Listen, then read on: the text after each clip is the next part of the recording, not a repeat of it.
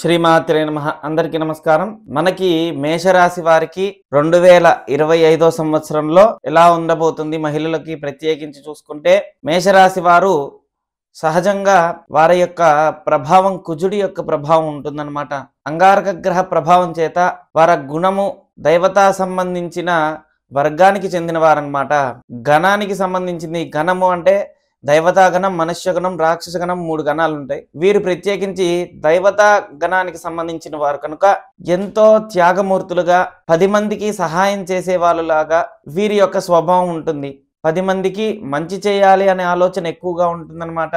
అదేవిధంగా ఎంతో నమ్మి మోసపోవడంలో అన్నిటికన్నా మొదటి రాశి ఏదయ్యా అంటే మేషరాశి అని చెప్పుకోవచ్చు. వీళ్ళల్లో లోపల ఒకటి బయటకు ఒకటి నటించడం చేత కాదు, ఉన్నది ఉన్నట్టు మాట్లాడేస్తారు. అయితే ఇవన్నీ ఎప్పుడంటే అన్ని గ్రహాలు మంచి అనుకూలంగా ఉన్నప్పుడు ఇవి ఇలా ఉంటాయి. లేదంటే అన్నిట్లో కూడా వ్యతిరేకత ఉండటం, రివర్స్లో ప్రవర్తించటం, చట్టానికి విరుద్ధంగా ప్రవర్తించటం, ఏది చేసినా నేను చేస్తే తప్పు లేదు, నువ్వు చేస్తే తప్పు అనే స్వభావం ఉండటం, అంటే గ్రహస్థితులు బట్టి ఆధారపడి ఉంటుంది. ప్రప్రథమంగా చూసుకుంటే వీళ్ళ యొక్క ఆలోచన మటుకు కుజుడి యొక్క ప్రభావం చేత క్రోధం, కోపము 2 విధాలుగా ఉంటుందన్నమాట. వీరు వృత్తిపరంగా చూసుకుంటే పోలీస్ వర్గంగా, అదేవిధంగా నావీ దానిలో చేయడం కానీ, లేదంటే ఇంజనీరింగ్లో కూడా మంచి అంటే 10 మంది నా చేతి కింద ఉండాలి అనే జాబ్ వెతుక్కొని మరీ చేసే స్వభావం ఎక్కువగా ఉంటుంది.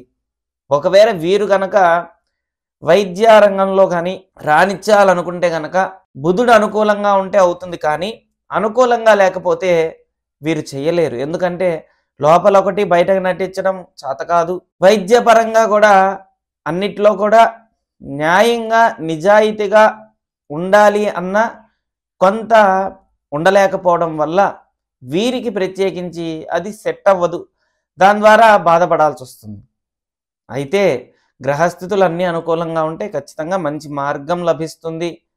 దానిలో కూడా గవర్నమెంట్ ప్రభుత్వ ఉద్యోగ సంబంధించింది అనుకూలత ఉంటుంది. వీరికి అన్ని రంగాల్లో కూడా మంచి అనుకూలత సూచిస్తుందన్నమాట. ఈ యొక్క అంశాన్ని మనం పరిశీలిస్తే వీరికి కలిసొచ్చే వారం చూసుకుంటే కనుక ఆదివారం, దాంతోపాటుగా మంగళవారం, గురువారం, ఈ 3 వారాలు వీరికి మంచి కలిసొచ్చే రోజు అన్నమాట. ఏ పనన్నా అనుకున్నప్పుడు ఈ 3 వారాల రోజుల్లో పెట్టుకొని ప్రత్యేకించి చేస్తే విజయం సాధించవచ్చు. ఏ పనైనా సరే అవలీలగా దాటాలి అంటే ఆదివారం, మంగళవారం, గురువారం ఇది ఖచ్చితంగా పనిచేస్తుందన్నమాట. వీరికి అనుకూలమైన దైవం చూసుకుంటే దత్తాత్రేయ స్వామి, అదేవిధంగా ఈశ్వరుడి యొక్క ఆరాధన చేయడం వల్ల మంచి ఫలితం వస్తుందన్నమాట. వీరికి ఆదివారం, మంగళవారం, గురువారంతో పాటు సోమవారం కూడా కలిసి వస్తుందన్నమాట. అయితే జాతక చక్రాన్ని పరిశీలిస్తే మనకి చూస్తే కనుక జాతకంలో ఇప్పుడు మేషరాశి వారికి కొన్ని మార్పులు జరిగే అవకాశం చాలా ఉందన్నమాట. గురు శని కలయికతో కూడినది, బుధ శుక్ర కలయికతో కూడినది వీరికి మంచి సూచన లభిస్తూ ఉందన్నమాట. అయితే వీరికి బుధుడు 25వ తారీఖు ముందడుగు వేశారు. మొన్నటి వరకు జాబ్లో ఇబ్బంది పడిపోవడం, అనుకూలత లేకపోవడం, భాగ్యస్థానంలో ఉన్నప్పటికీ కూడా 9వ స్థానంలో మొన్నటి వరకు ఉన్నారనమాట.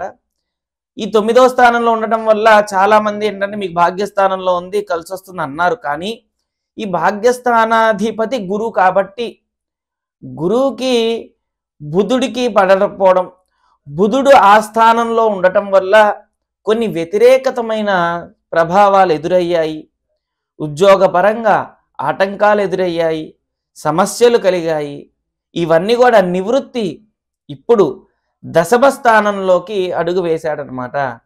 ఎప్పుడైతే ఈ దశమ స్థానంలో అడుగు వేశారో వీరికి అన్నిట్లో కూడా విజయం రానున్నదన్నమాట. వీరికి ఉద్యోగపరంగా, వ్యాపారం పరంగా ఇక నుంచి అన్నిట్లో కూడా అనుకూలత లభిస్తూ ఉందన్నమాట. అయితే అదేవిధంగా వీరికి శుక్ర శని కలయికతో ఇప్పుడు జరుగుతూ ఉన్నదన్నమాట. 27వ తారీఖు జనవరి శుక్రుడు మరి శని స్థానంలోకి రావడం జరుగుతుంది. కనుక శుక్ర శని కలయిక అనేది శుక్రుడు శని స్నేహితులైనప్పటికీ కూడా మేషరాశికి శని శత్రువు కాబట్టి దంపతుల మధ్య కొద్దిగా ఇబ్బందికరంగా సాగుతుందన్నమాట జీవితం. కనుక ఏదైనా సరే ఆచి తూచి అడుగు వేయండి. మహిళలందరూ కూడా శుక్రుడి యొక్క ప్రభావం చేత శుక్రశని కలయికతో మంచి కలయిక అయినప్పటికీ కొన్ని సమస్యలు ఎదురవుతాయి.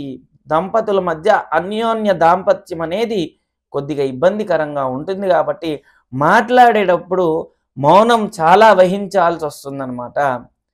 దాంతోపాటుగా మనకి జాతక చక్రాన్ని పరిశీలిస్తే జాతక స్థితి జాతకంలో మరి తృతీయ స్థానంలో కుజగ్రహ సంచారం, కుజుడి యొక్క ప్రభావం చేత అప్పు అనేది ఎక్కువగా కూడా తీసుకోవాల్సి వస్తూ ఉంటుంది ఈ మాసంలో.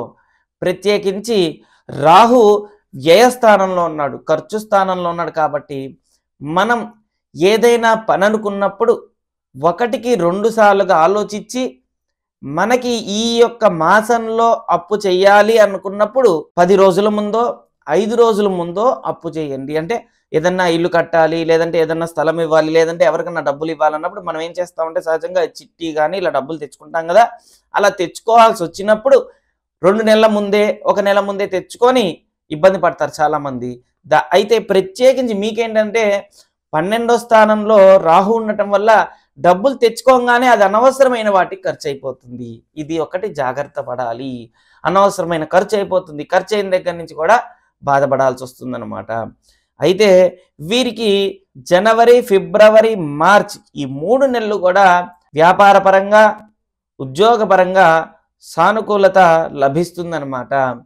అదేవిధంగా ఏప్రిల్, మే, జూన్ ఈ 3 నెలల్లో కూడా సఖ్యత కొద్దిగా తగ్గుతుంది. దంపతుల మధ్య సఖ్యత లభించదు, అనుకూలత లభించదు, పరస్పర అనుకూలత ఉండదు. కనుక మౌనం వహించాలన్నమాట. ఈ జూన్ తర్వాత నుంచి జనవరి, ఫిబ్రవరి, మార్చ్, ఏప్రిల్, మే, జూన్ ఈ 6 అయిపోయిన తర్వాత నుంచి వీళ్ళకి మంచి రోజులు వస్తాయి.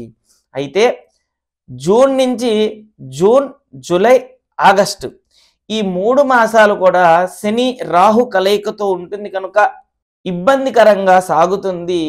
వచ్చిన ద్రవ్యం అనవసరమైన దానికి ఇన్వెస్ట్ చేయాల్సి వస్తుంది, అనవసరమైన మాట పడాల్సి వస్తుంది. ఒక విధంగా ధనపరంగా చాలా జాగ్రత్తగా ఆచితూచి అడుగు వేయండి ఈ యొక్క మాసంలో. కాబట్టి ఆగస్టు, సెప్టెంబర్, అక్టోబర్ ఈ 3 మాసాలు కూడా అన్నిట్లో కూడా క్షేమం లభిస్తుంది, కొద్దిగా ఊరిట లభిస్తుంది. మనకి చేసే పనిలో అన్నిట్లో కూడా అనుకూలత లభిస్తుంది. గ్రహస్థితులు కొన్ని స్థితుల వల్ల అన్నిట్లో కూడా విజయం సాధించచ్చు అన్నమాట. అదేవిధంగా మనకి చూసుకుంటే కనుక నవంబర్, డిసెంబర్ ఈ 2 మాసాలు ప్రత్యేకించి వీరి లైఫ్లో ఒక మార్పు చెందే అవకాశం ఉందన్నమాట. ఇవన్నీ కూడా జనవరి నుంచి డిసెంబర్ వరకు చెప్పడానికి కారణం ఏంటంటే ఈ గ్రహస్థితులన్నీ కూడా ప్రత్యేకించి జనవరి నుంచి మారటం మొదలయ్యాయి కాబట్టి 3 మాసములకు ఒకసారి గ్రహస్థితులు మారుతూ ఉంటాయి కాబట్టి ఇది గమనించుకొని ప్రతి ఒక్కటికి ఆచితూచి అడుగు వేయండి. వీరికి దోషాలు ఏమైనా ఉంటాయా అని పరిశీలిస్తే హిస్టరీలో రక్త సంబంధమైన ఇబ్బందులు ఉండటం, సహజంగా వీరికి జ్వరాలు, జబ్బులు ఇలాంటివేవి రావు, వస్తే తగ్గడం కష్టం. కోపం ఎక్కువ ఉండటం వల్ల కొద్దిగా బీపీ కానీ ఇలాంటివి వచ్చే అవకాశం ఉంది. అయితే కుజుడి యొక్క అనుగ్రహ ప్రభావం చేత అన్నిట్లో కూడా అనుకూలత ఉంటుంది. పూర్వజన్మ సంబంధించింది 2 వస్తాయన్నమాట. ఒకటి దైవతా రుణం, రెండోది మనుష్య రుణం, పితృ రుణం, మాతృ రుణం. ఇలా రుణానికి సంబంధించింది ఒకటైతే కర్మ సంబంధించింది ఒకటి. కర్మ శనికారకుడు కాబట్టి ఈ యొక్క వీరికి అధిపతి కుజుడు కాబట్టి కుజుడు ప్రత్యేకించి చూసుకుంటే కనుక కొద్దిగా క్రోధం, ఆవేశం, రుణం ఇవి ఎక్కువగా ఇస్తాడు. కనుక వీరి జాతకంలో కుజుడు బాలేకపోతే అప్పులు ఎక్కువ చేసుకుంటూ ఉండటం, మాతృదోషం, పితృదోషం, సర్పశాపం, కుజశాపం, కుజ ప్రభావం, కుజుడి యొక్క దోష ప్రభావం వీరికి ఎక్కువగా ఉంటుంది అన్నమాట. దానివల్ల ఆరోగ్యపరంగా ఇబ్బందులు పడడం, భూమి తీసుకుంటే దానిలో డెవలప్మెంట్ ఉండకపోవడం ఇలాంటివి జరుగుతాయి. కానీ ఇదే విధంగా కుజుడు అనుకూలంగా ఉంటే మంచి డెవలప్మెంట్ ఉంటుంది.